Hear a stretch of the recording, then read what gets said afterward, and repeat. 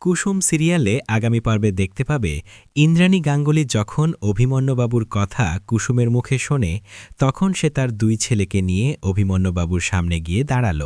তারপর কি হলো জানতে পুরো ভিডিওটাই দেখতে থাকুন। হ্যাঁ বন্ধুরা, এমনটাই দেখতে পাবে তোমরা আগামী পর্বে।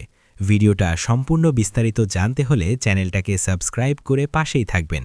তো বেশি কথা না বলে চলুন আমরা শুরু করি মূল আলোচনা। বন্ধুরা, আমরা এখন কুসুম সিরিয়ালে দেখতে পাই অভিমন্যুবাবু আর ইন্দ্রাণী গাঙ্গুলির অভিমানের কাহিনী। ইন্দ্রাণী গাঙ্গুলি যখন জানতে পারল অভিমন্যুবাবু তার দুই ছেলেকে অপমান করেছে, তখন সে রাগে ফেটে ওঠে আর তার পুরনো সকল স্মৃতি মনে পড়ে এবং সে ইমোশনাল হয়ে যায়। আবার সে এটাও ভাবে সে তো তার দুই ছেলেকে অপমান করেছে। এটা ভাবে সে রেগে ওঠে এবং সে সিদ্ধান্ত নেয় অভিমন্যুবাবুর সামনে যাবে তার দুই ছেলেকে নিয়ে। কোন কারণে তার দুই ছেলের সঙ্গে খারাপ ব্যবহার করেছে এটাই জানার জন্য সে বেশি কথা না বলে সেদিনই রওনা দিল সবাইকে নিয়ে ওই গ্রামে। গ্রামে যাবার পথে সে ভাবতে থাকল তার অতীতের সকল স্মৃতি, তাদের অতীতের জীবনটা কেমন ছিল।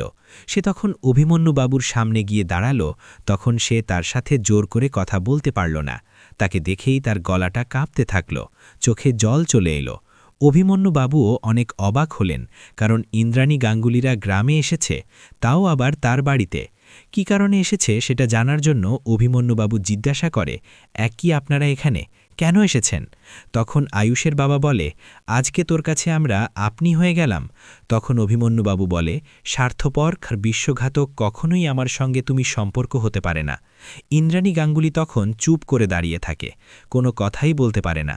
এটা দেখে ঈশান ও আয়ুষ অবাক হয়ে তাকিয়ে থাকে। তারা ভাবতে থাকে তাদের মা তো এখানে তাদেরকে অপমান করার বিচার করতে এসেছিল, কিন্তু তার মা এখানে এত ইমোশনাল কেন হয়ে গেল?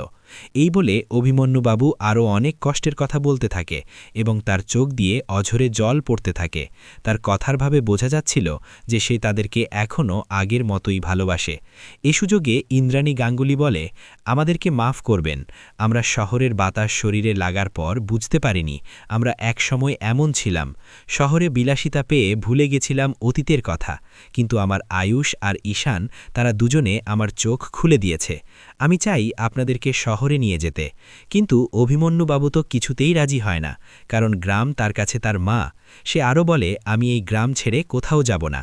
তারপরে দেখা যায় তাদেরকে আপ্যায়ন করতে বলে অভিমন্যুবাবু। তখন কুসুম, আয়ুষ তারা বুঝতে পারে যে তাদের মধ্যে অভিমানটা ভেঙেছে এবং তারা অনেক খুশি। তো বন্ধুরা, তোমরাও এমনটাই চাও তো যে অভিমন্যুবাবু আর ইন্দ্রাণী গাঙ্গুলির অতীতের